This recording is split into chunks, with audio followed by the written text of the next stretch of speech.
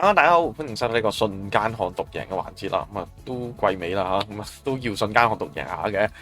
話翻俾大家聽啦，邊啲場次容易啲爆冷啊？如果咧同場太多贏過嘅馬，或者太少贏過嘅馬咧，佢都會容易構成爆冷嘅。因為有啲新對手多啦，又或者調翻轉太多贏過嘅馬，未必係最熱嗰隻贏啦，都會出現呢個情況嘅。同大家介紹翻嗰啲場次咧，等大家可以喺中間揾下冷門咯。未講之前，記住啦，未訂閱呢個頻道朋友，右下角都會見到粒4星紅珠，撳落去開埋個通知掣，有新片嘅時候咧，我世榮又會同大家咧傾下偈嘅咯，講下賽馬嗰啲資訊俾大家聽啦。好啦，即刻帶大家睇下咧，呢場有啲咩馬咧係曾經贏過噶啦。喺呢隻杜月橋1號嗰度咧，贏過嘅。不過咧，你大家睇翻咧，佢嗰啲路程咧係割草贏喎，唔知調過嚟千二沙田係咪鬼上身啊？都照俾個黃心佢先啦，跟住咧先至見到曾經贏過同程有2匹嘅千杯競典上次都仲貼緊，今次唔知可唔可以贏正極咧？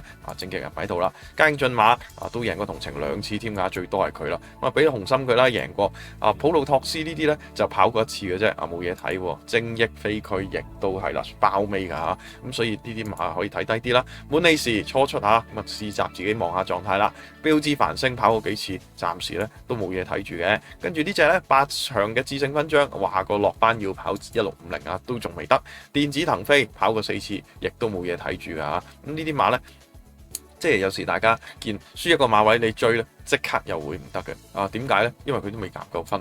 可能黏地入邊好嘅，咁落雨望多啲咯。綠色鐵騎嗰啲馬咧，就暫時都係輸得比較遠啲啦。領航多福咧抽到14檔，唔知得唔得喎。不過咧叫做千二試個近嘅都可以留意啦。快樂高球咧係少數喺呢場贏過同程嘅對手啊，不妨咧 mark 翻埋佢啦。然後悠然上升，跑6次咧，已經去到大禁區、小禁區中間，不妨咧就等佢落班先啦。呢啲馬都有啲機會贏嘅嚇，不過咧就唔係咁明顯咯。家家有福都暫時未贏過，入過1次批嘅，可能縮成1400落1200咧，都有機會，不妨諗諗啦。同場咧得2、32呢3隻贏過同程嘅咋嚇。